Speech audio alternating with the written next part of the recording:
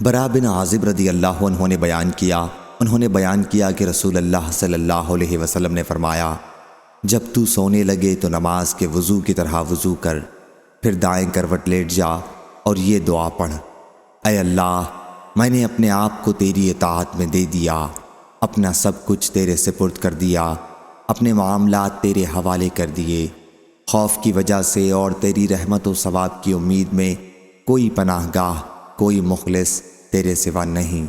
میں تیری کتاب پر ایمان لایا جو تو نے نازل کی ہے، اور تیرے نبی پر جو تو نے بھیجا ہے۔ اس کے بعد اگر تم مر گئے تو فطرت دین اسلام پر مرو گے، پس ان کلمات کو رات کی سب سے آخری بات بناؤ جنہیں تم اپنی زبان سے ادا کرو۔ حضرت برا بن عازب رضی اللہ عنہ نے بیان کیا کہ میں نے عرض کی، وَبِرَسُولِكَ الَّذِي أَرْسَلَتْ کہنے میں کیا وجہ ہے؟ حضرت صلی اللہ علیہ وسلم نے فرمایا کہ نہیں، وَبِنَبِيِّكَ الَّذِي أَرْسَلَتْ کہو۔ صحیح بخاری حدیث نمبر 6311۔